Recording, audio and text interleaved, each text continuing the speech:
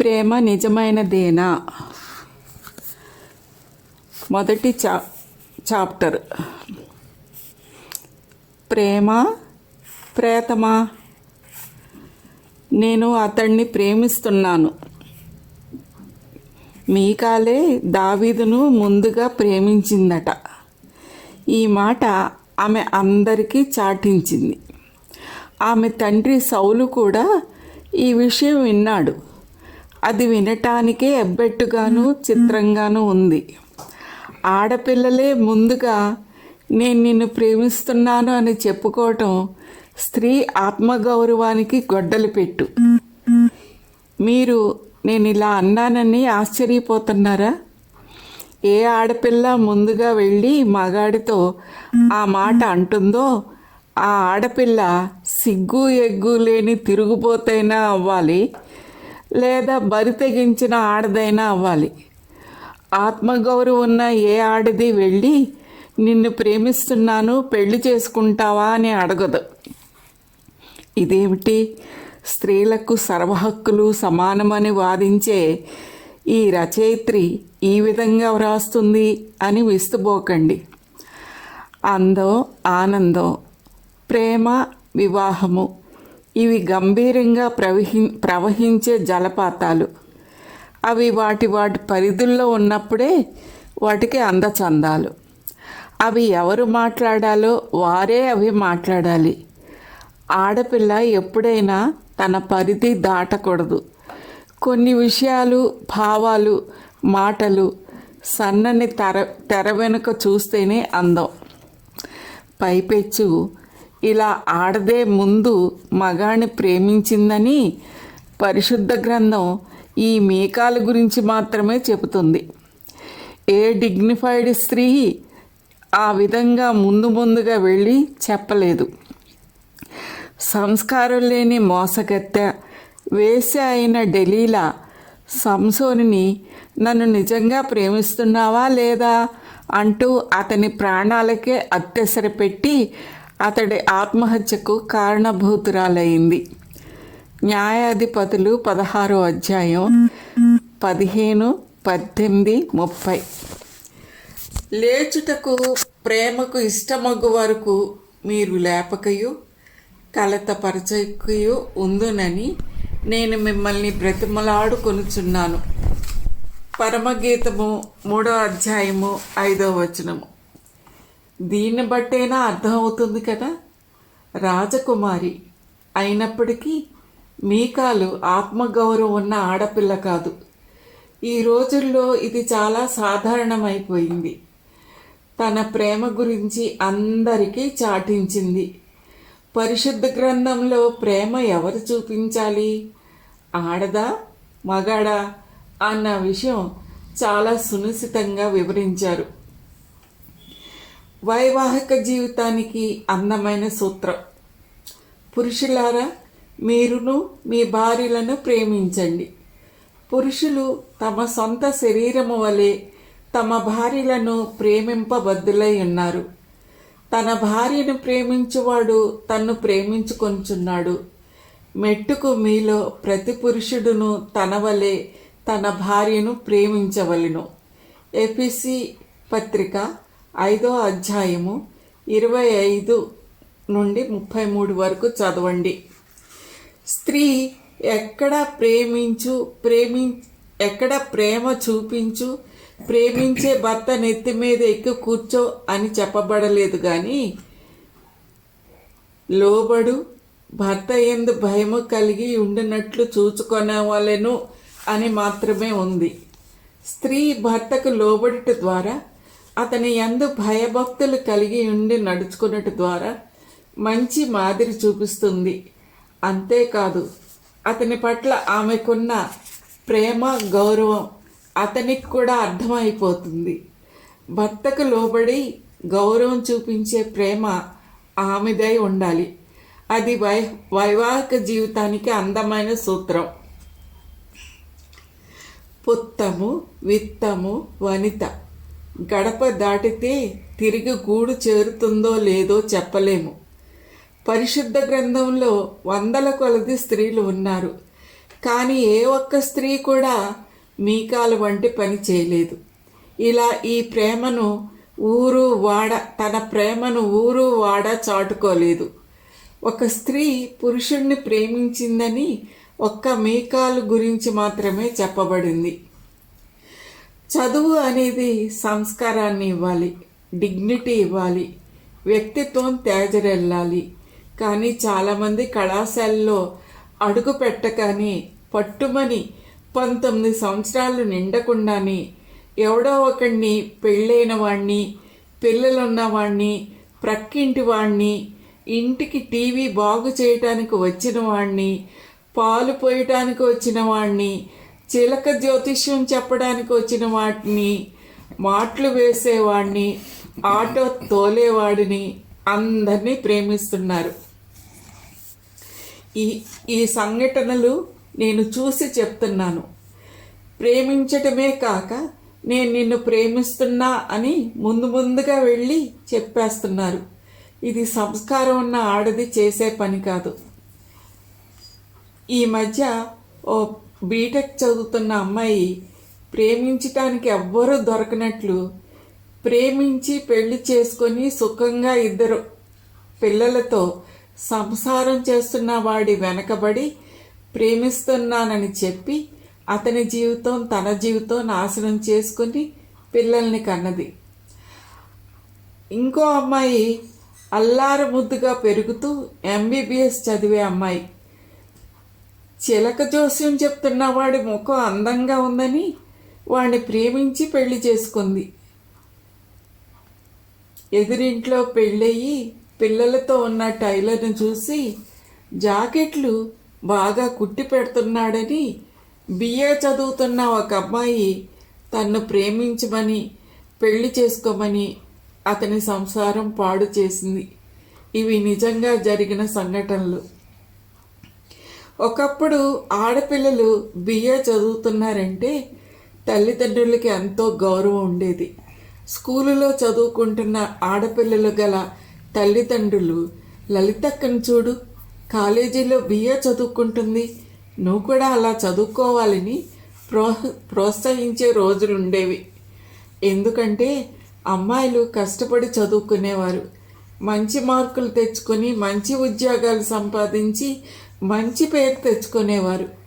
డబ్బులు ఇచ్చి మొగుణ్ణి కొనుక్కోని అవసరం లేదు. ఎందుకంటే చక్కని వ్యక్తిత్వం ఉన్న అమ్మాయి కావాలని వివాహ సంబంధాలు వాటంతట అవే వస్తాయి. ఆడపిల్లలు ఎగబడి పరాయి మగవాడి వెంట పడుతున్నారంటే కారణం వారికి మంచి క్యారెక్టర్ లేకపోవడమే. మగాళ్ళు క్యారెక్టర్ లేని అమ్మాయిలతో కొంతకాలం గడిపి కూరలో కరివేపాకులా తీసి అవతల పడేస్తాడే తప్ప పెళ్లి చేసుకోవాలని అనుకోడు. మనం అసలే ప్లాస్టిక్ యుగంలో ఉన్నాం కదండి. యూజ్ అండ్ త్రో, ఉపయోగించుకొని పారేసే రోజులు ఇవి. ఆడపిల్లలు ఇది చాలా జాగ్రత్తగా గుర్తుంచుకోవాలి. School social work. ఇప్పుడు పిల్లలకు, ముఖ్యంగా చాలామంది ఆడపిల్లలకు చదువు మీద ధ్యాస లేదు. దాంతో స్కూల్ టీచర్సు వారి తల్లిదండ్రులను పిలిచి వారి ముందే ఆ అమ్మాయిని నిలబెట్టి ఇష్టం వచ్చినట్లు ఫిర్యాదులు చేస్తున్నారు. ఆ టీచర్సు ఆ పిల్లలను సరి అయిన క్రమశిక్షణలో పెట్టలేకపోవడం ఒక కారణం. మరొక కారణం ఆ టీచర్స్కే పాఠాలు చెప్పడం సరిగ్గా రాక పిల్లల ముందు సిగ్గుపడటం కూడా చేతగాని సిగ్గులేని వారైపోయి తల్లిదండ్రులను పిలిచి గందరగోళం చేస్తున్నారు. మరికొంది మంది పాఠాలు చెప్పకుండా అమాయకులైన స్కూలు విద్యార్థులను మాయ మాటలతో మోసం చేసి కాలం వెళ్ళదీసి పాటలు, ఆటలు, నాటకాలు, రంగవల్లులు, అల్లికలు, కుట్లతో వశం చేసుకొని చదువు చెట్టెక్కిస్తున్నారు. విచిత్రమేమంటే పేపర్స్లో ఎప్పుడు చూసినా ఉపాధ్యాయుల సమస్యలు, ధర్నాలు అనే వార్తలే చూస్తున్నాం. కానీ విద్యార్థుల అవసరతలు, ఉపాధ్యాయుల విన్నపములు అనే వార్తలు మచ్చుకైనా చూడము. ఈ కారణం వలన విద్యార్థులు ఈ అడాలసెంట్ ఏజ్ అంటే 13 సంవత్సరాల నుండి 17 సంవత్సరాల వయసులో చదువు రావటం లేదని ఆడవటం, ఎందుకులే ఈ చదువు అని లైట్ తీసుకో అంటూ పక్కదారులు పట్టి జీవితం సంతోషంగా గడిపేశాయి అని నేర్పించే సినిమాల ప్రభావంతో స్కూల్ ఎగ్గొట్టి తల్లిదండ్రులకు అబద్ధాలు చెప్పి బ్రతికేస్తున్నారు. పేరెంట్స్ టీచర్స్ మీట్ అనేది ఉపాధ్యాయురాలుగా నేను చేశాను. నాకెన్నడూ పిల్లల మీద తల్లిదండ్రులకు కంప్లైంట్ ఇచ్చి ఇద్దరిని సిగ్గుపరిచే ఉద్దేశమే లేదు. కనుక తల్లిదండ్రులతో ఒక ఉపాధ్యాయురాలుగా సత్సంబంధం నెలకొల్పుకొని స్నేహం పెంచుకొని చాలాసార్లు చదువురాని అమ్మాయిల ఇండ్లకు వెళ్ళి వారి ఆర్థిక, సాంఘిక, మానసిక స్థితిగతులు తెలుసుకొని వారు పిల్లల్ని సరిగ్గా చదివించుకోలేకపోవడానికి కలిగి ఉన్న సమస్యలు అర్థం చేసుకొని ఆ పిల్లలకు బాగా చదువుకునే వాతావరణం కలిగించేదానను. దీన్ని స్కూల్ సోషల్ వర్క్ అంటాము. కానీ ప్రస్తుతం కార్పొరేట్ స్కూల్స్, కళాశాలలు టీచర్స్ పేరెంట్స్ మీట్ అనే కాన్సెప్ట్ తీసుకున్నారు, కానీ దాన్ని అమలుపరచటంలో అనుసంధానంగా ఉండగలిగే ప్రొఫెషనల్ స్కూల్ సోషల్ వర్క్ సేవలు అందించలేకపోతున్నారు. గాడిద పని కుక్క, కుక్క పని గాడిద చేస్తే ఎలా ఉంటుందో అలా ఆ అమాయకమైన విద్యార్థుల జీవితాలతో ఆటలాడుకుంటున్నారు విద్యాశాఖ. ఒకరి పట్ల ఒకరికి ఆకర్షణ. ఇకపోతే ఈ వయసులో ఉన్న అమ్మాయిలకు అబ్బాయిలకు ఆపోజిట్ సెక్స్ అంటే అబ్బాయికి అమ్మాయి పట్ల, అమ్మాయికి అబ్బాయి పట్ల ఆకర్షణ, ఆసక్తి కలిగి ఉండటం సహజం. కానీ పరిశుద్ధ వాక్యంలో కన్యను నేను ఎలాగ చూచుదును, నా కన్నులతో నిబంధన చేసుకుంటుని యోబు గ్రంథము 31వ అధ్యాయము 2వ వచనంలో చెప్పినట్లుగా అది కంట్రోల్లో లేకపోతే ఈ వయసు వారు రకరకాల పోకడలకు పోయి చదువుకోవాల్సిన సమయంలో జీవితాలు కాల్చేసుకుంటున్నారు. రెవెంజ్ లేక పగ. వీరిలో చాలామంది తల్లిదండ్రులు మాదిరి లేని జీవితం జీవించడం, కుక్క పిల్లిలాగా నిత్యం తిట్లు పోట్లాటలతో, అరుపులు కేకలతో, బూతులతో నిండిన ఇంటిలో పెరుగుతున్న యుక్త వయసు బాలికలు అలాంటి తల్లిదండ్రులకు తామేటో చూపించి నిరూపించాలనే తపన అంతరంగంలో అన్కాన్షియస్గా మొదలయ్యి తాము కూడా ప్రేమించగలం, ప్రేమించి చూపిస్తాం, ప్రేమించి పెళ్లి చేసుకుంటాం అనుకుని తమ చదువేంటో గురేంటో మర్చిపోయి దారేపోయే దానిను ప్రేమించేశానో అని చాటించి వారి వెనకబడి జీవితాలు దుర్భరం చేసుకుంటున్నారు. ఒక భర్తకు ఒక ఉరిలాంటి భార్య. సౌలు అనే రాజుకు పుట్టిన కుమారుల పేర్లు ఏమనగా యోనాతాను, ఇష్వి, మెల్కీషువా. అతని ఇద్దరు కుమార్తెల పేర్లు, పెద్దదాని పేరు మేరాబు, చిన్నదాని పేరు మీకాలు. 1 సమూయేలు 14వ అధ్యాయం 49వ వచనం. మీకాలు గురించి వృత్తాంతం ఈ వచనాల్లో పరిశుద్ధ గ్రంథంలో వ్రాయబడి ఉంది. అవేంటంటే 1 సమూయేలు 18వ అధ్యాయం 20 నుంచి 28 వరకు, 19వ అధ్యాయం 11 నుండి 17 వరకు, 25వ అధ్యాయం 44 వచనం. ఇకపోతే 2 సమూయేల్లో 3వ అధ్యాయం 13, 14 వచనాలు, 6వ అధ్యాయం 16 నుంచి 23 వరకు, 21వ అధ్యాయము 8వ వచనం, 1 దినవృత్తాంతాల్లో 15వ అధ్యాయం 29. మీకాలు అంటే అర్థం యెహోవా వంటి వారు ఎవరు అని మీకాలు రాజైన సౌలుకి కడసారి కుమార్తె అని అర్థం. మీకాలు రాజైన సౌలుకి కడసారి కుమార్తె ఆమె తల్లి పేరు ఆహీనోము, అక్క పేరు మేరాబు, సహోదరుని పేరు యోనాతాను. దావీదుకు మొదటి భార్య. ఈమె ఒక యువరాణి, కానీ ఈమె వ్యక్తిత్వంలో ఆ రాజసం ఇసుమంతైనా తడుక్కుమనటం లేదు. పేరైతే మంచి అర్థం వచ్చేదే సౌలు పెట్టాడు, కానీ దావీదుకి ఆమెను ఇచ్చి పెళ్లి చేసి అతనికి ఒక ఉరిగా ఉంచాలని భావించాడట. అయితే తన కుమార్తె అయిన మీకాలు దావీదు మీద ప్రేమ కలిగి ఉండగా సౌలు విని సంతోషించి ఆమె అతనికి ఉరిగా ఉండునట్లును ఫిలిష్తీయుల చెయ్యి అతని మీద ఉండునట్లును నేను ఆమెను అతనికి ఇత్తును అనుకొని మీకాలును దావీదునకు ఇచ్చి పెళ్లి చేశాడు.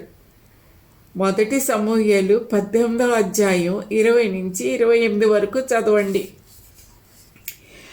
ఈమె వ్యక్తిత్వం బహుబలహీనమైనది, స్థిరత్వం లేదు. ఆడపిల్లలకు ఉండవలసిన హొయలు, ఆత్మాభిమానం లేనప్పుడు వెర్రి వెంగళప్ప అనవచ్చు. అంటే తనంటే తనకు ఒక స్థిరమైన అభిప్రాయం లేదు కనుక స్థిర వ్యక్తిత్వము లేదు. కానీ పై ఆడంబరం, డాబు, దర్పం మట్టుకు మెండు. ఇది స్వతహాగా సంపాదించుకున్నదైతే ఎంతో కొంత అర్థం చేసుకోవచ్చు. అంటే కష్టపడి చదివి చక్కని ఉద్యోగం కలిగి స్వంతంగా సంపాదించుకునే ఆడపిల్లలకు ఎకనామికల్లీ ఇండిపెండెంట్గా ఉండే స్వతహా సిద్ధమైన అంతస్తు అది అంటూ ఏమీ లేదు. కానీ తండ్రి రాజరికాన్ని బట్టి వచ్చిన నడిమంత్రపు సిరి ఈమె తండ్రిని వేరేవారిని చేసింది. మనకు ఒక సామెత ఉంది, కొన్నిసార్లు చేసేదేమో గొర్రె తోకంత ఉద్యోగం, కానీ వారి ఆత్రం ఉరకలు మాత్రం కొండకు ఎసరు పెడతారు, అప్పులు పాలైపోతారు.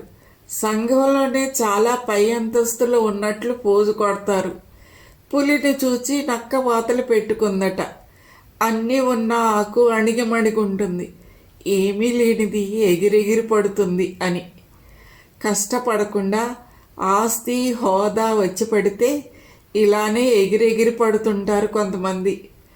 నాకు తెలిసిన ఒక అమ్మాయి చదువుతుంది 10వ తరగతి, కానీ కోతలు కోయటంలో ఇంకెవ్వరూ సాటి రారు. మింగ మెతుకులేదు, మీసాలకు సంపెంగ నూనెలా సొంత డబ్బా కొట్టుకోవడమే కనిపిస్తుంది. కానీ మార్కులు చూస్తే అత్యవసర మార్కులు. కానీ సినిమా పరిజ్ఞానం మాత్రము ఆకాశపు అంచులు తాకుతుంది. జనరల్ నాలెడ్జ్ చీమ తలకాయంతైనా లేదు. కానీ స్మార్ట్ ఫోన్ లక్షణాలన్నీ ఒక్క పెట్టున అప్పచెపుతుంది. ఏ ప్రశ్నకు ఏ జవాబు పరీక్షల్లో రాయాలో తెలియదు. కానీ ఏ హోటల్లో ఏం దొరుకుతుందో ఫింగర్ టిప్స్ మీద ఏకరువు పెడుతుంది. ఈ అమ్మాయి దృష్టిలో ఈమెకున్న జ్ఞానం ముందు తల్లిదండ్రుల హెచ్చరికలు, పెద్దవారి జ్ఞానయుక్తమైన మంచి మాటలు పనికిమాలినమైపోయాయి. అంతేకాదు, నిండా 15 సంవత్సరాలు లేని ఈ పిల్ల వారిని హేళన చేసి మాట్లాడుతుంది. వారికి స్మార్ట్ ఫోన్ సంగతులు తెలియవు. హోటల్స్, సినిమా, హీరోయిన్ల హాబీస్ తెలియవు. కనుక ఈ వెర్రి వెంగళప్పకు తల్లిదండ్రులే వెర్రి వెంగళప్పల్లా కనిపిస్తారు. హతోస్మి, ఏమని చెప్పను. సౌలు జీవితం కనకపు సింహాసనపై సునకాన్ని కూర్చోబెట్టి వింజామరలు వీచిన చందం. అయితే ఆమె ఈ తండ్రి బాటను ఏమాత్రం వదులుకోలేదు. ఇంకా చెప్పాలంటే ఐడెంటిటీ క్రైసిస్ అంటారు. తనేమిటో తనకు అర్థం కాని స్థితిలో రెండిటికి చెడ్డ రేవడి అన్నమాట. యువరాణే గాని రాజసం లేని రాణి ఈమె. తండ్రి గాడిదలు వెతుక్కునేవాడు. అకస్మాత్తుగా గుర్రం ఎక్కాడు. అతని పాత బుద్ధులు పోలేదు. అతని పెంపకంలో ఆమె అవే బుద్ధులు బాగా నేర్చుకుంది. ధనాపేక్ష పట్టిన పిల్లలు. అయితే తల్లిదండ్రులు చెడ్డవాళ్ళనేంత మాత్రాన పిల్లలు చెడ్డవారవుతారని కానీ, వాళ్ళు మంచివారైనంత మాత్రాన పిల్లలు కూడా మంచివారవుతారని కానీ మనం చెప్పలేం. ప్రవక్త అయిన సమూయేలు పిల్లలు ఏమయ్యారు? 1 సమూయేలు 8వ అధ్యాయం 1, 2, 3 వచనాలు. వీళ్ళు తండ్రిలాగా జీవించలేదు. వారికి ధనాపేక్ష పట్టుకుంది. 1 తిమోతి 6:10. సమూయేలు యొక్క కుమారులు అతని ప్రవర్తనను అనుసరింపక ధనాపేక్షకులై లంచం పుచ్చుకొని న్యాయమును త్రిప్పివేయగా. 1 సమూయేలు 8వ అధ్యాయం 1, 2, 3. కానీ ఇంతకుముందే ప్రవక్త అయిన సమూయేలు తన యథార్థతను ఇలా వెల్లడి చేసుకున్నాడు. ఇదిగో నేనున్నాను. నేనెవని ఎద్దునైనా తీసుకుంటున్నా, ఎవని గార్ధబొమ్మనైనా పట్టుకుంటున్నా, ఎవనికైనా అన్యాయం చేసినా, ఎవనికైనా బాధ పెట్టినా, న్యాయము నాకు అగపడకుండా ఎవని యొద్దనైనను లంచం పుచ్చుకుంటున్నా. 1 సమూయేలు 12వ అధ్యాయం 1-5. ధనాపేక్ష సమస్త కీడులకు మూలము. దీనిని ఆశించి కొందరు తమ్మును తాము పొడుచుకొనిరి. 1 తిమోతి 6:10. అంటే ఆత్మహత్య చేసుకునిరి. డబ్బు సంపాదనకి షార్ట్ కట్ లంచం తీసుకోవటం. సమూయేలు కుమారులు లంచగొండులైనారు. తత్ఫలితంగా న్యాయం అన్యాయంగాను, అన్యాయం న్యాయంగాను తీర్చిదిద్దారు. ఒక ఆడపిల్ల ప్రేమ కథ. సుబుద్ధి గల తన సహోదరుడైన యోనాతాను వలె మీకాలు మంచి లక్షణాలు సంపాదించుకోలేదు కానీ తన తండ్రి వలె కన్ఫ్యూజ్డ్, అన్స్టేబుల్ పర్సనాలిటీ, అస్థిరమైన చంచలమైన వ్యక్తిత్వం తెచ్చుకుంది. దావీదైతే రాజు అల్లుడినైపోవాలని ముందుగా ఆశించలేదు. గొల్యాతును చంపిన వానికి తన కూతుర్ని ఇచ్చి పెళ్లి చేస్తానని సౌలు రాజు ప్రకటించినప్పుడు దావీదు అది నిజమే కాబోలనుకున్నాడు. కానీ సౌలు ప్లేటు ఫిరాయించి తన కుమార్తె మేరాపుని వేరొకరికి ఇచ్చి పెళ్లి చేసేశాడు. కనుక దావీదుకి రాజు అల్లుడయ్యే అవకాశం తప్పిపోయింది. కానీ యెహోవా దేవుడు అతనికి తోడే ఉండటం, అతడు అంతకంతకు అభివృద్ధి చెందటం, ప్రజలంతా అతన్ని ప్రేమించటం, గౌరవించటం చూచాడు సౌలు.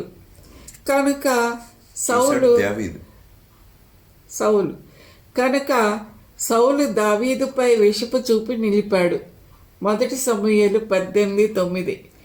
అతడు అసూయతో ఉడికిపోయాడు. అతన్ని చంపాలనే ఉద్దేశంతో ఫిలిష్తీయులను ఓడించి వారి ముందోళ్ళు 100 తీసుకురా అని దావీదును ఆజ్ఞాపించాడు. 1 సమూయేలు 18వ అధ్యాయం 27. అతను 200 మందిని చంపి రాజు లెక్క పూర్తి చేశాడు. దావీదుపై పెంచుకున్న అసూయతో సౌలు నరకం అనుభవించాడు. అసూయ పాతాళమంత కఠోరమైనది. పరమగీతం 8వ అధ్యాయం 6వ వచనం. అసూయ పరులు నిత్యమో నరకమో అనుభవిస్తూనే ఉంటారు సౌలు వలె. 1 సమూయేలు 18:10. అంతేకాదు, సౌలు తాను దేవునికి అవిధేయుడై ఉండటం వలన దేవుడు మరొకరిని రాజుగా ఎన్నుకున్నాడని ప్రవక్త అయిన సమూయేలు ద్వారా తెలుసుకున్నాడు.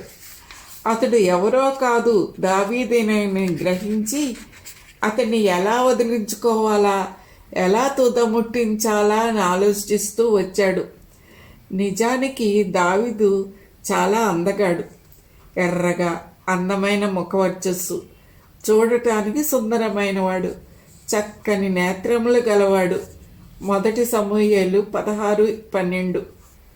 చమత్కారంగా వాయించగలడు, బహుశూరుడు, యుద్ధశాలి, మాట నేర్పరి, రూపసి, యెహోవా తోడుగా గలవాడు. 1 సమూయేలు 16:18 అని అతడి గురించి బైబిల్లో వ్రాయబడి ఉంది. అలాంటి దావీదు పట్ల మీకాలుకు ప్రేమ పుట్టడంలో ఆశ్చర్యం ఏముంది? ఆమెకి అతనితో వివాహం జరపటానికి సౌలుకి అంగీకారమైంది.